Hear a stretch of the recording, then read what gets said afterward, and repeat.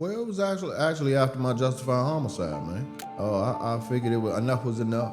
You know, I've been a bodyguard for over 15 years, and had to drop somebody that looked like me, that was younger, and it was just time for me to start educating the people. That particular night, it was my wife's birthday.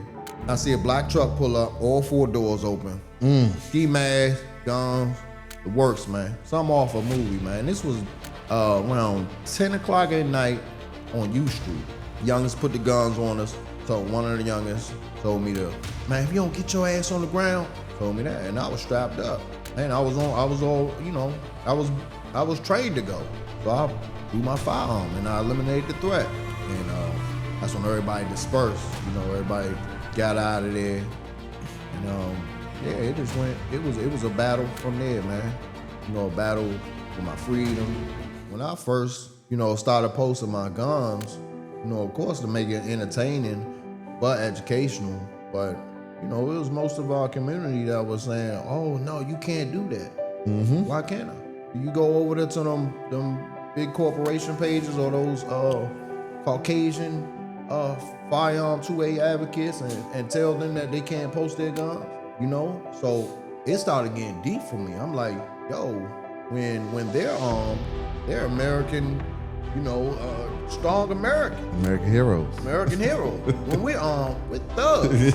So something was very suspicious. It started like really like bothering me how the narrative is when it comes to being black, being armed, and how we're looked at and the stigma that comes with being a black armed American. Y'all, what's happening, man? Listen, welcome back to the Living Proof podcast, where we bring you people that are living proof. I'm telling you, you don't have to be famous, but you got a testimonial, man. And today, I got a special guest for y'all today. I'm telling y'all, it's a big treat. Somebody who's been off the grid, who, matter of fact, they set it on fire and then hopped off the grid, and now they about to come back. So we about to get into it. Today, I got my guy, Mark Choppa, in the building. Mark, what's up, man? How you feeling, bro? baby? I'm feeling good, man. I'm glad to be here. Thanks for having me, bro. Man, listen, man, I need you to start it off right, man. Like, take me back before the 300,000 followers on YouTube, before the Instagram and all that, man. Yeah. Who was Mark Choppa, man, growing up? Man, I started out the gate, doing bodyguard work, and I'm talking about 16 years old. I was a youngin' protecting other youngins. Started working in the clubs. We talking about 16 years old, being a bouncer, 16-year-old bouncer in the DC nightlife. So I was always the muscle, and I started getting educated, man. Started becoming a leader. Started building my brand. Outside of, we're not talking about social media. We just talking about in the street. Okay. Start building Mark Manley. Okay. Mark Manley, and that was the CEO of Manley Protective Services. We started protecting local celebrities throughout the DC area, locally and out of state. Started securing all the nightclubs and bars and venues, and again. We talking about a young age, 18, 19 years old. I was running my own company. Man, hold on for a second, Mark. Like, what made you say, I want to protect somebody at that young age? Like, for me, 16, I was trying to live, party with the girls, you know what I mean? I wasn't thinking about protecting nobody. What made you say, you know what, like, this is what I want to do? Well, it started off when I was, my man came to me and said, his man, somebody broke into his house. Can I do something about it? Because I was already known for handling my business. You know what I mean? Mm-hmm. And I told him, give me some money. Give me some money. I'll take care of it. Because it was nothing. At that age, I had a lot of energy. I was misguided. And I figured I'd make some money being fearless and being very capable of being violent. That's what's up, man. Yeah. It's crazy because I think DC, right? Yeah. So growing up in DC, right? And PG County. And PG. You're not going to leave PG out. Yeah, PG and DC. Yeah. Hey, listen, man, I ain't going to lie. PG County, that's pretty girl county. It was active out there more than it was, and I got more trouble in PG County than I did in DC. What was what is that like growing up, right? Because I know for, like, some people in PG, like, they want to be from DC, and then DC don't want to claim PG. So what was that like growing up? Because for me, being on the Baltimore side, like I feel like it's the same thing. Yeah. Don't nothing change but the buildings. It is the same thing, man. It's the same culture. You know, it's just division. That's all it is, man. It's division. You know, you got the same kind of trials and tribulation in the district as you was PG County. You know, I believe DC is a little bit more faster because it is a city. Right. You know, things going a little faster, but PG County was, you know, it was very active out in PG County. You know, especially we talking about Orlando, Sea Pleasant, you know, in those particular areas, you know. So it's all the same to me, man. So you think like the environment like out there it was bred like, you know, like it's all the same thing. I think people don't realize like hoods are the same thing. It's just different names, right? Even in Baltimore, man.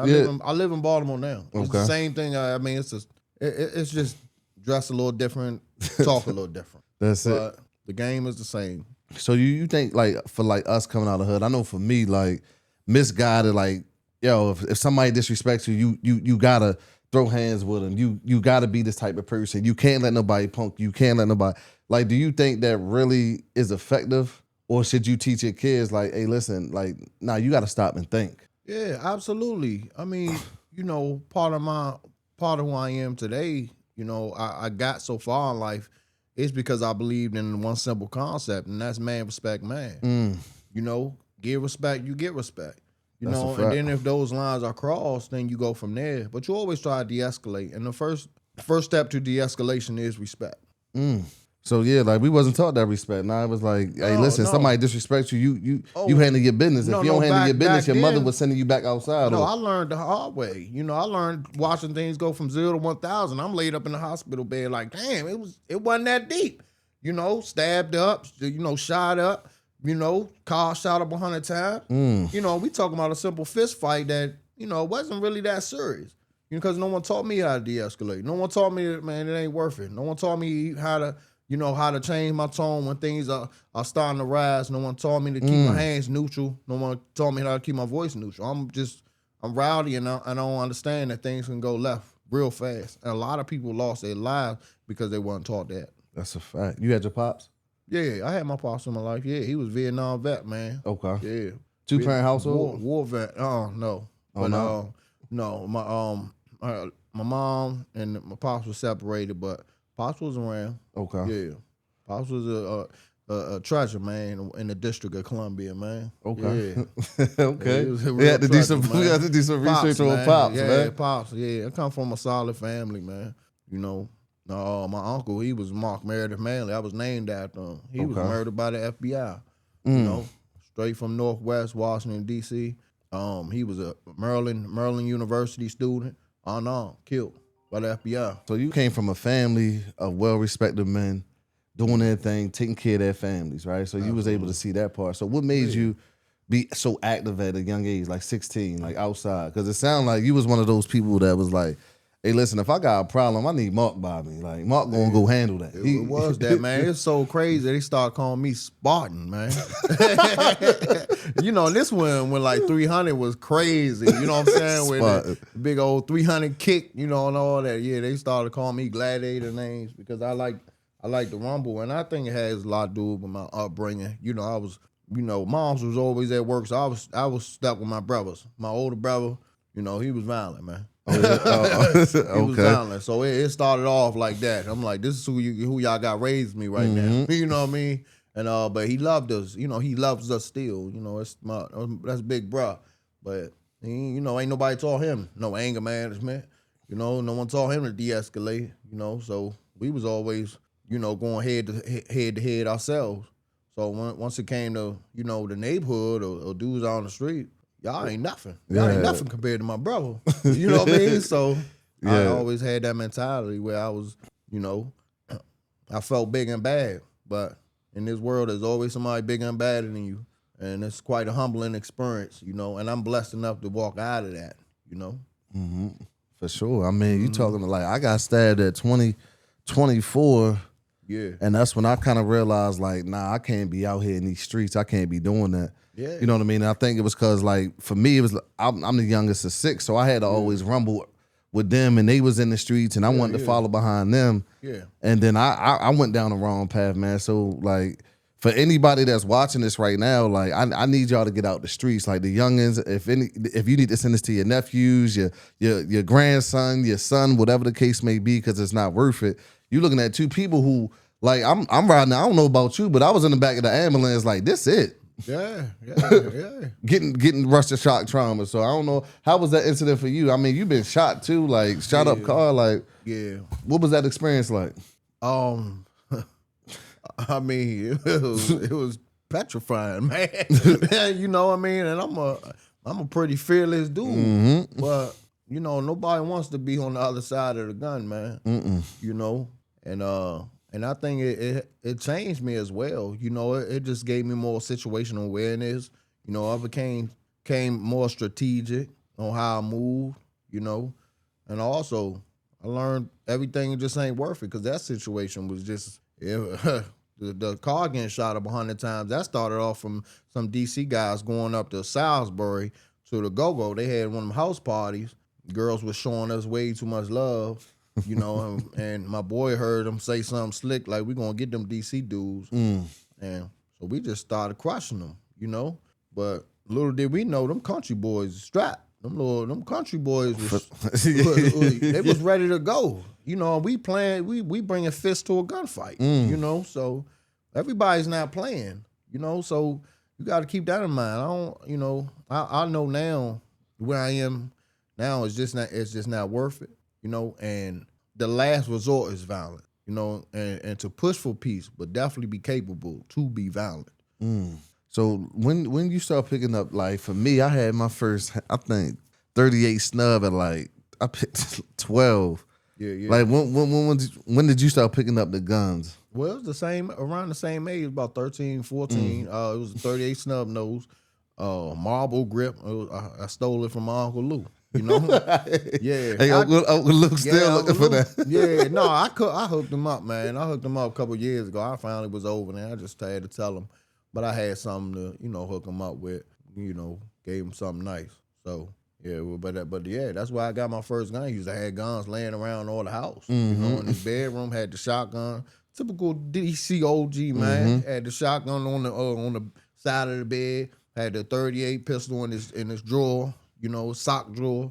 You know, he had guns, man. All around the house. All around the house. And we used to stay over there, get dropped off over there. So, you know, I went home with something. I'm leaving here with something. That's my mindset, too, because I was in a lot of beef there around that age, you know, neighborhood stuff.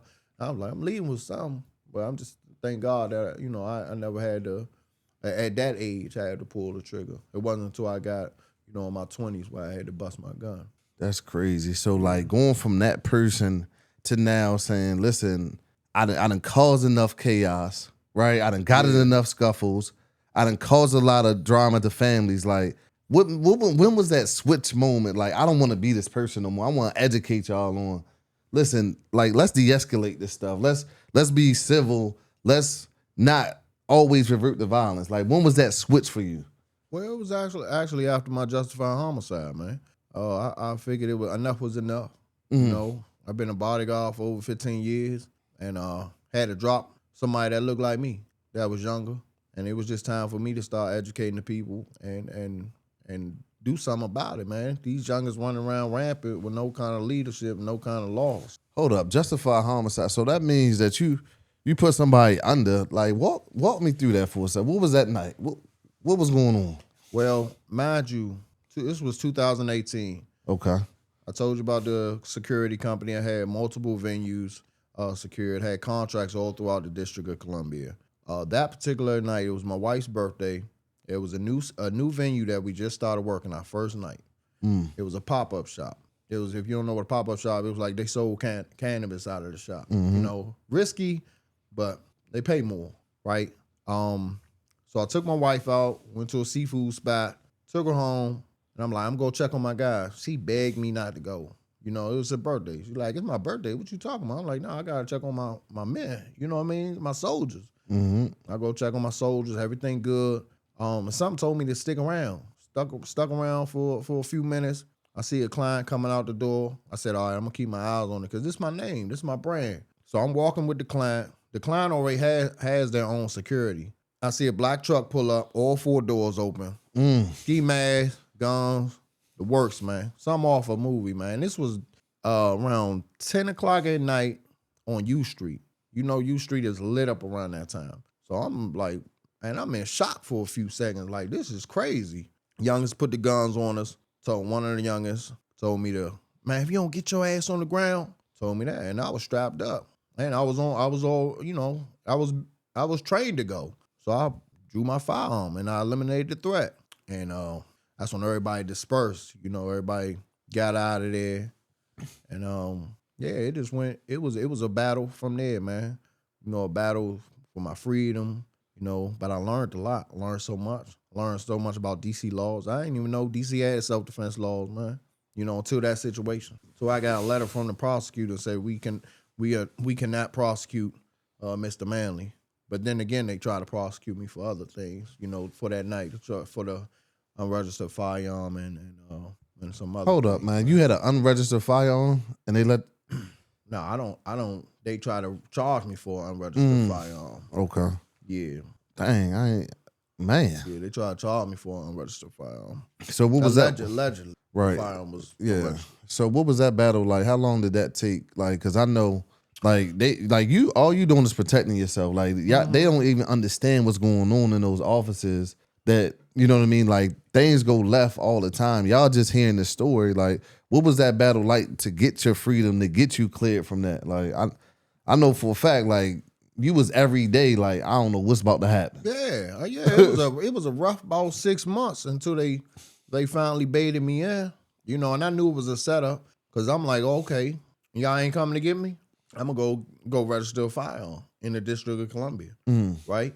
A week later, I get a call say, hey, Mr. Manley, your firearm ready for pickup. I see my man J2 Funny. I don't know if you know who that is, but he a comedian out of DMV. I said, man, they about to set me up, man, but I'm about to go face the music, you know, because I'm at that point, man, I can't move forward, Right? You know, can't get anything going because I'm looking over my shoulder, wondering when the feds gonna knock on my door. So I went up to go get the firearm. It's about 30 police officers come bum rush me, you know, and they put me under arrest. So I did a little bit in jail, and down in DC. And that's all Fed time too, right? Yeah. Yeah, everything Fed time. They was trying to burn me. And then they could have still indicted me, you know, after I beat these charges. You know, DC is crazy. But yeah, I my lawyer, you know, thank God for her, man. She wore them out. Man. You know, everything was on video. You know, Okay. You know, she like, thank God he had a firearm. Do y'all seen the video? It was 4 armed men that was terrorizing the city. You know, so she got that kick. And from there, you know, I just started educating myself on firearms, self-defense laws, training more. You know, I started educating the people. Started taking my platform and started bringing in, you know, the youth, targeting the youth, and just kind of trying to educate them on firearm awareness and safety. Yeah. But before that, like, because I know for me, like, if I was to take somebody's child, take somebody's life, like, not only emotionally am I fighting, like, am I about to lose my freedom, but I also took somebody that looked like me, somebody's mother crying, somebody's grandma crying. Like, what was that mental battle like? Because you got to be a strong individual not to off yourself. Yeah, bro. No, it was rough, man. You know, it was rough. It was almost like an obsession of who he was. You know, I could tell you so much about him. You know, because of course I had to see who his affiliates was. You know, for my safety. Right. Where does he be? What neighborhood is he from? Who was his cousin? Who was his brothers? Who was his uncles? Right. You know, so I had to do all that work. And come to find out, this brother was closer to home than I could ever thought. You know, he was best friends with one of my cousins. You know, so that's how small DC is. You know, I don't think I ever really put that in the air, but yeah, he was literally best friends with one of my cousins. So it was you know, it was a lot, but I'm not going to sit here and, you know, and dwell in it because he can't wake up tomorrow. You know what I mean? I can't. So I just keep pushing forward, and I thank God I'm still here thank God I'm able to, be positive and move righteous. That's what's up, man. Yeah. For real, I don't know how many people tell you this, man, but I'm gonna tell you that I'm proud of you, man, because a lot of people, you know what I mean, like going through that, like that's tough. You know what I mean? And seeing, because, in our community, for some reason, we like to kill each other. We don't feel bad. We get stripes for that. Nah, free homie. Yeah. You know what I'm saying? Like that ain't cool. That ain't it. Nah, that ain't cool at all. So from you going from, having to defend yourself, because that's what it was, to now saying, I'm gonna educate people. Now people looking at you like, bro, I know you got that. Like, who are you about to educate? How was that when you first jumped out there? Like, nah, this ain't the old Mark that y'all know. Yeah, I got a lot of that, especially with the firearms. When I first, started posting my guns, of course to make it entertaining, but educational. But, it was most of our community that was saying, oh, no, you can't do that. Why can't I?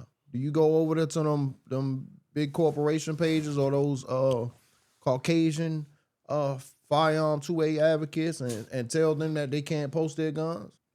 So it started getting deep for me. I'm like, yo, when they're armed, they're American, strong Americans. American heroes. When we're armed, we're thugs.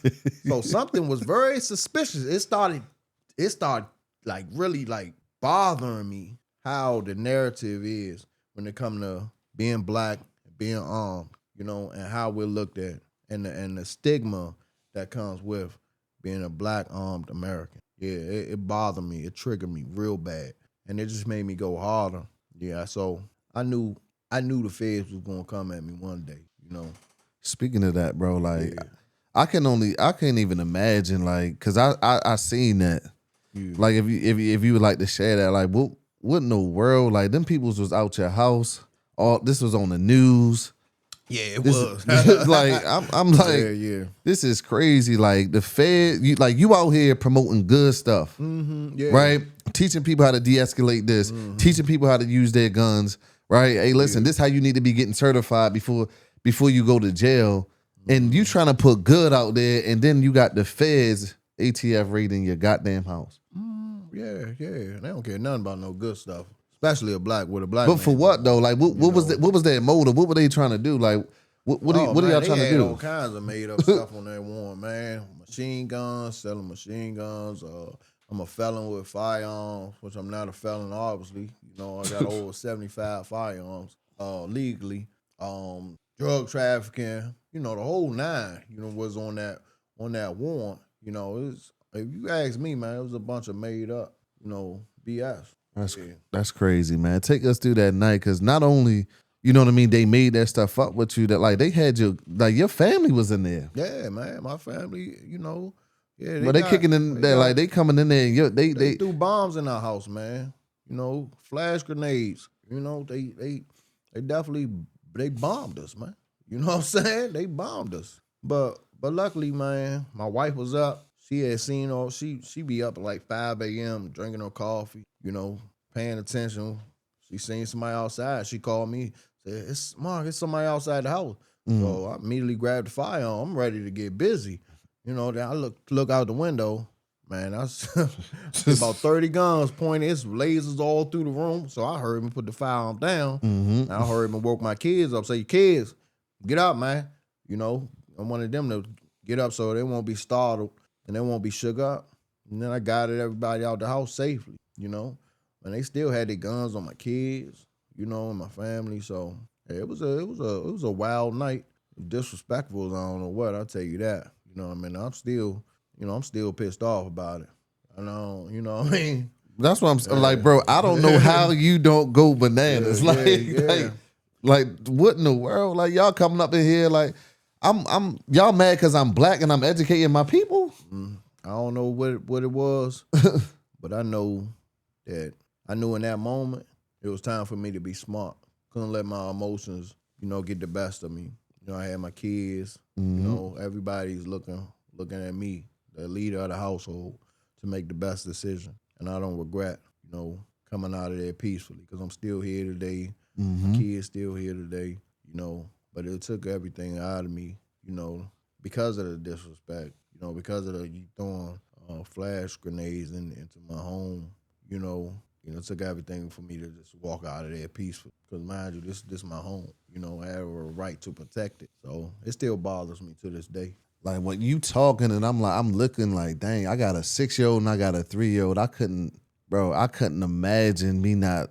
I mean, of course, it may be easy if they got lasers and all that stuff on you, but how are your kids now? Are they traumatized or?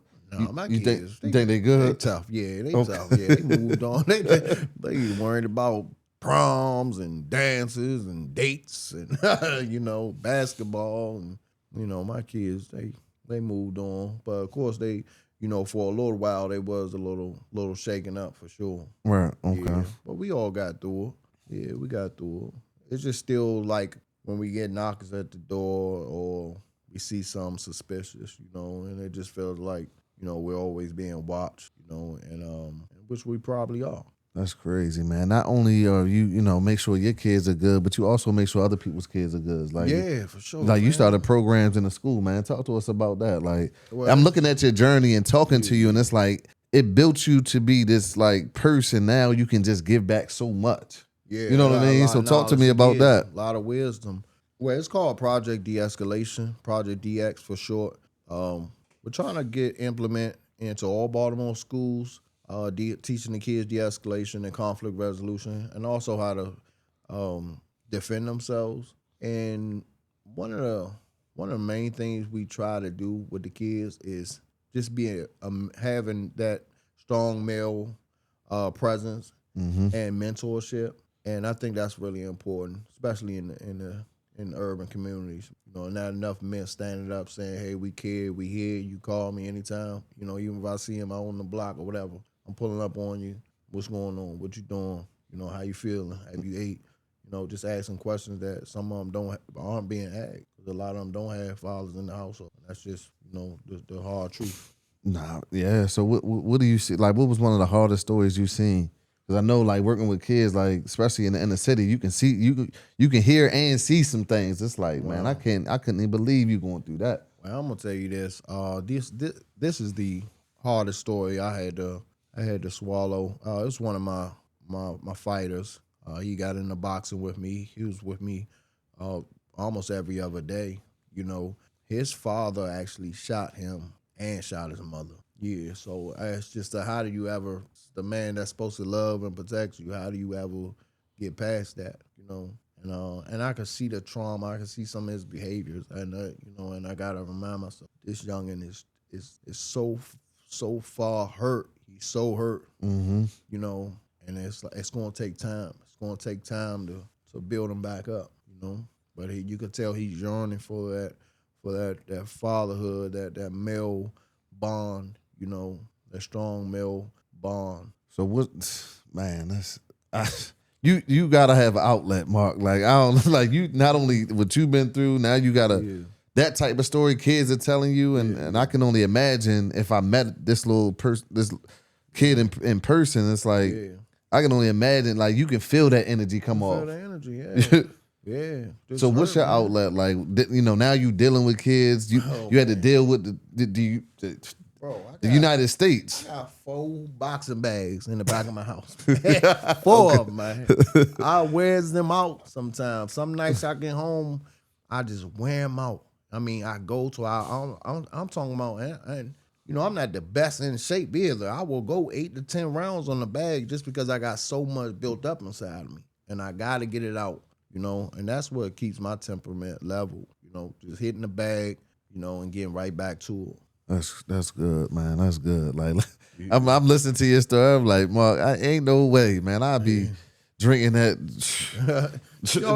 Trust me, bro. That has been a part of my life. Going to to the alcohol and substance abuse. I'm not perfect, and I never speak on it because I don't ever want to put that in the universe. I don't ever want my kids to.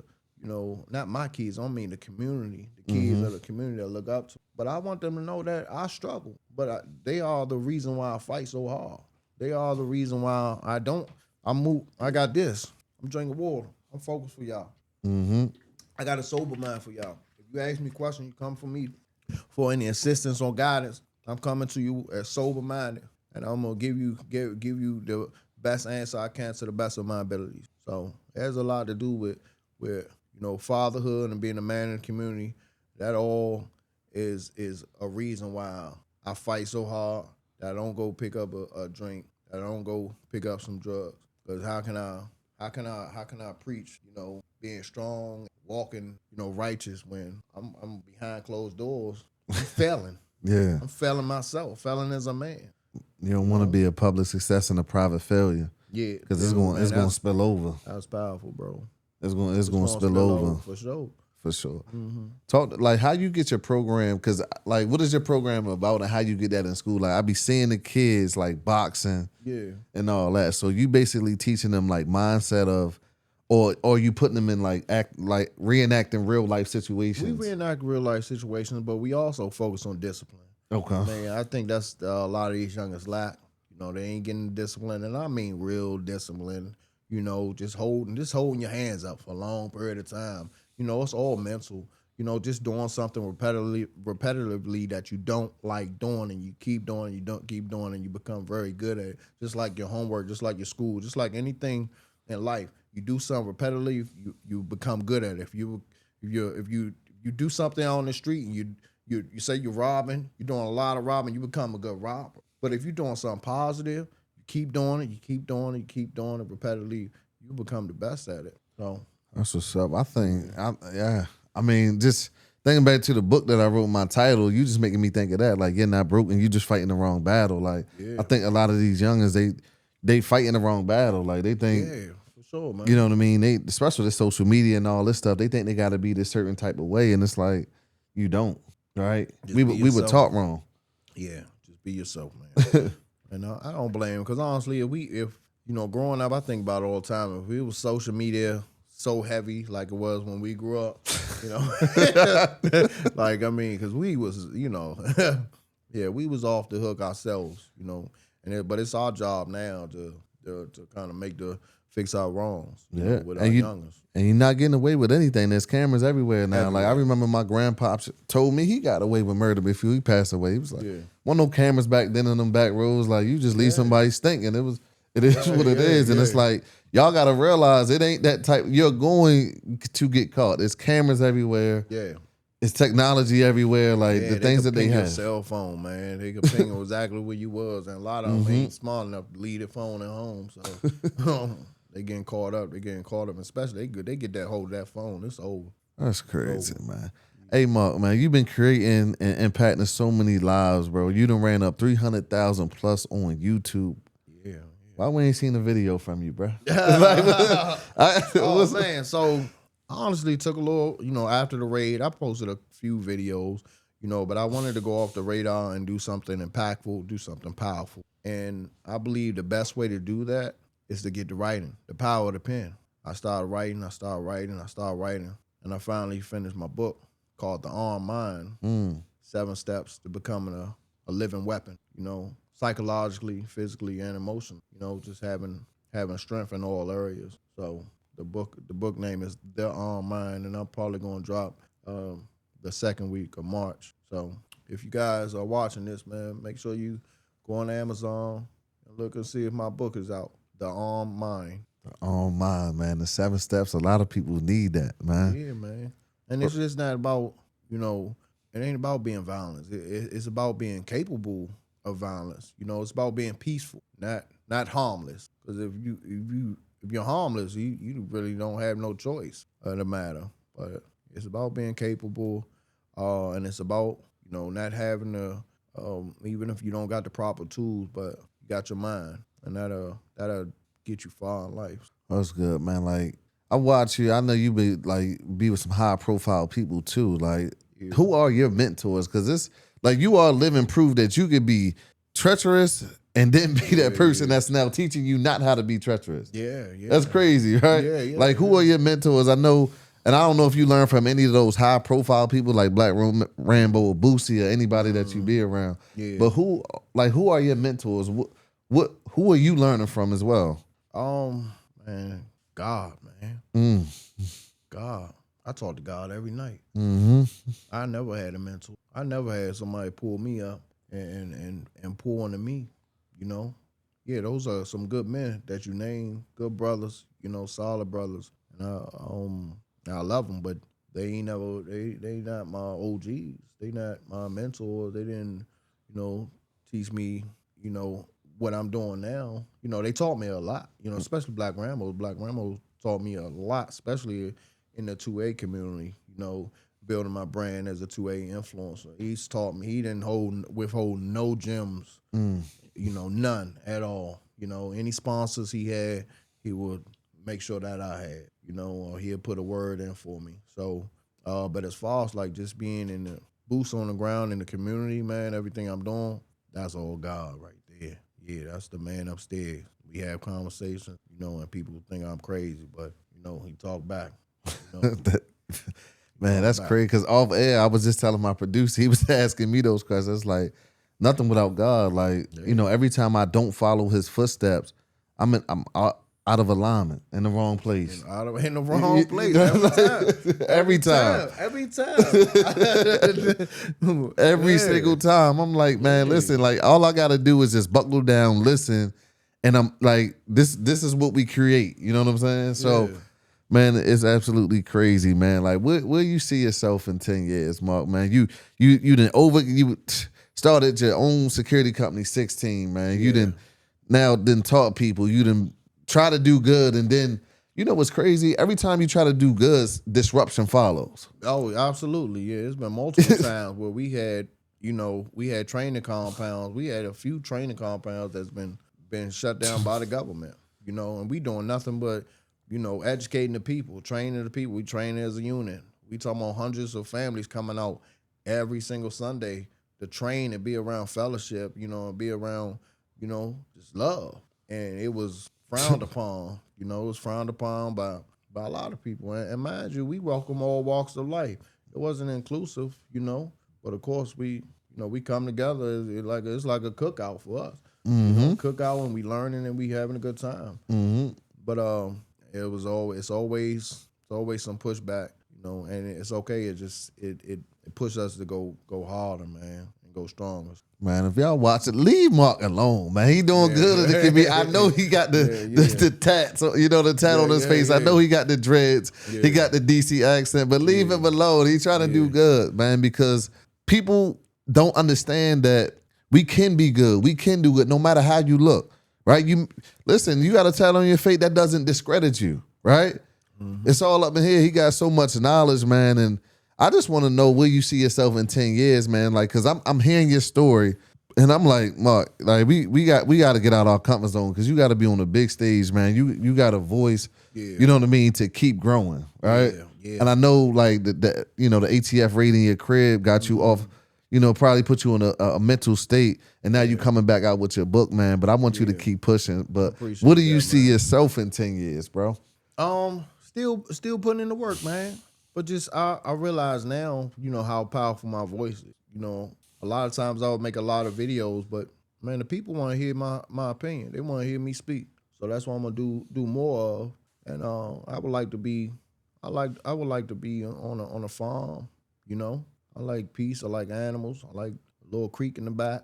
Because I'm really a country boy for real. My grandmother used to get dropped off at my grandma's house down West. No, it wasn't West Virginia. It wasn't that far, but it was deep. It was deep Virginia. She had acres out there. And me and my brothers, we just loved it out there. So I would like to get some acres, man. Get a couple animals. Get a couple chickens.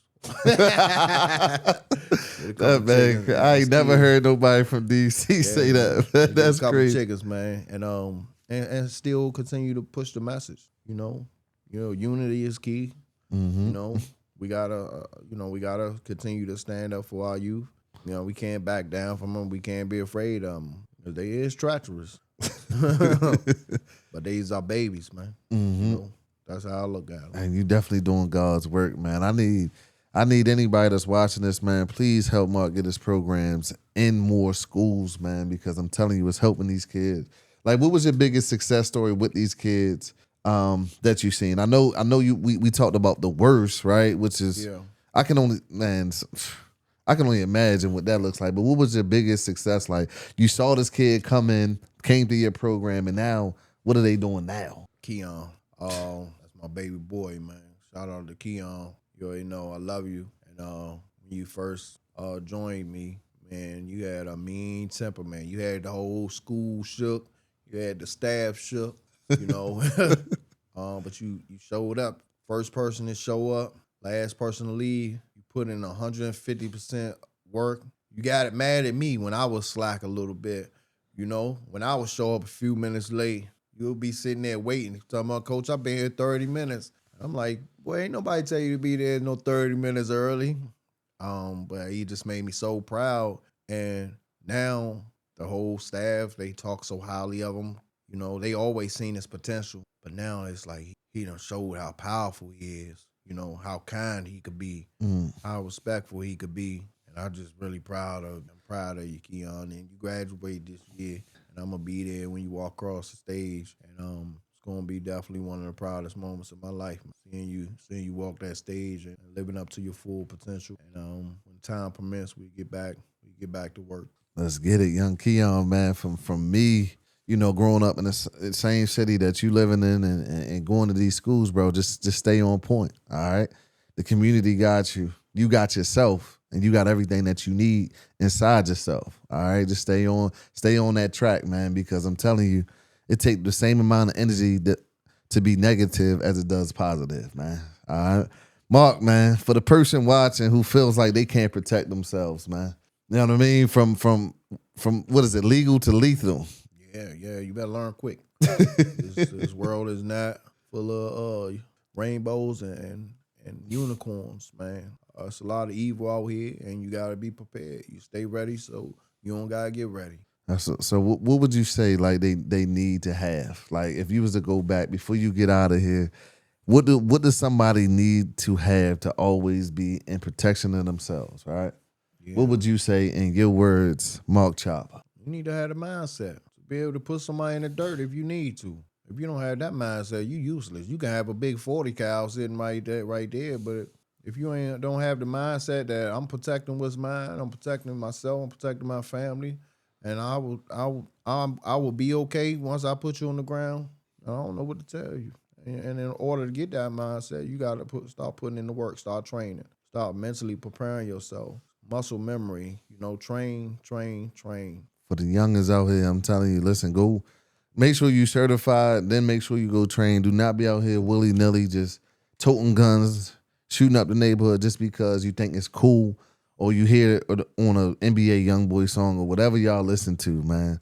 Like, go out here and get the right mindset to say, let me de-escalate first, and that's my last resort, all right? Yep. Not your first. It's not your first option. That's not your only option, right? You have a choice to walk away. What I had to learn, I'm about to be 35 this year. Real man, they walk away. They go home. They make sure their family have the man of the house. They take care of theirs, man. So Mark, man, I appreciate you chopping it up, man. And listen, I'm telling y'all gotta go get my guy a book when he drop, man. This an exclusive. Mark, man, let them know where they can find you, where they can tap in. And you can hit me on Instagram, Mark Choppa, MarkChoppa. On YouTube, Mark Choppa TV, and tap in for the book at Amazon. The Armed Mind. The Armed Mind, listen, on Amazon is dropping, y'all. So when y'all see this, go to Amazon, go cop the book, man. I'm telling you, make sure you go follow Mark. Because that message, what he been through, that's living proof, right? Like, he's sitting here, he could have went the wrong way. He could have said, you know what, man, I got everything to lose. Why don't I lose it? But he said, no, I got everything to win, man. So listen, tap in with my guy, Mark Choppa. Go get his book. Listen, I appreciate you stopping past the living proof. And y'all seeing somebody that's living proof. Let's get it.